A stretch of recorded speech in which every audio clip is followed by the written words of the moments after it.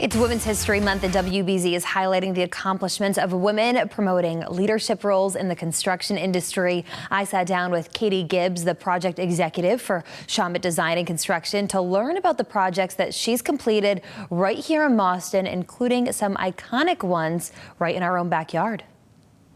Katie Gibbs, project executive with Shawmut Design and Construction. It's such a pleasure to have you here with us in studio for Women's History Month today. Thank you very much. I'm so happy to be here. This is such a great topic to talk about because you've been in the construction field for at least 2 decades. You've led a bunch of projects right here in the Boston area. So tell our viewers what piqued your interest in the field at a young age. So back when I was about 14 years old, my parents put an addition on our house. I loved seeing what the workers accomplished in a day and kind of how tangible it was to see their hard work. And I loved seeing it all come together. So that's what led me to construction. So did you always want to work then in construction, or were there anything else that you wanted to do when you were younger that didn't end up happening? Looking back, I think I was always destined for construction. I started with Legos, blanket forts, tree houses. I love it. Started small. Yes, yes, always building. Women leadership in construction in this day and age is still considered very rare, and there are a lot of shortages in the workforce. Can you talk about that and what it's like to lead a team as a woman? Sure. I think having visibility to see women in leadership is very important.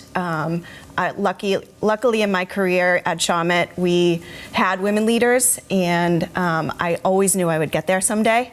So I've worked really hard to be visible for the younger women in our profession by volunteering and making myself available. Tell us about some of the projects that you've worked on in the Boston area throughout the years and what you're currently working on. So first I started with office renovations down the Seaport. I then moved to hospitals, and I've built in most of Boston's top hospitals. Wow. I've also built at the Museum of Fine Arts. I've built brownstones on Newbury Street.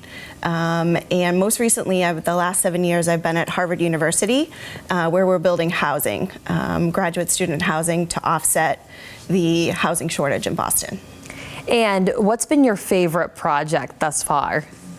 I like the technical ones, so I really like to get into the details of the technical construction.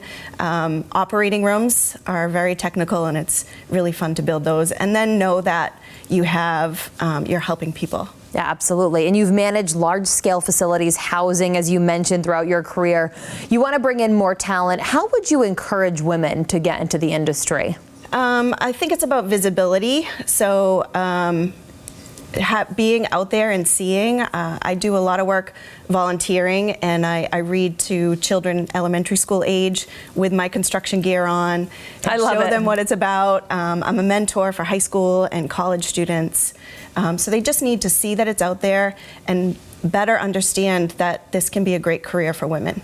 Right, because it can seem intimidating from a woman's point of view, thinking, how could I get into this male-dominated field? But the more that you see of someone like yourself out there doing it and being successful, really makes it feel like you can be a part of it too. Absolutely. So what advice would you have for a young girl or student that might watch this at home with their parents that thinks, well, she wanted to do it, I can too? What would you say to her? I would say construction management and building is about teamwork. Like, we all work together for a common goal. Having a woman on that team brings a different perspective. So make sure to speak up, ask questions, and put your ideas out there. And where did you even start? Because once you start going into college, did you study this, or did you go to a trade school? I feel like there's a lot of different avenues that people who are considering getting into construction can start off with. It goes back to high school. I started drafting and kind of learning technical drawing.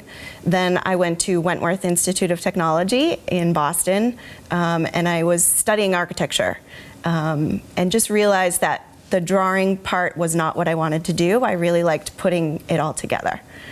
So went to Wentworth, and then from there have been at Shawmut. That's awesome. So everyone who's throughout the Boston area can look at some of the places like Harvard, the hospitals that you mentioned, and know the woman behind a lot of that architecture. Absolutely. Oh, Katie, thank you so much for coming in and joining us and sharing your expertise and really inspiring the next generation of women to get involved in construction. Thanks very much.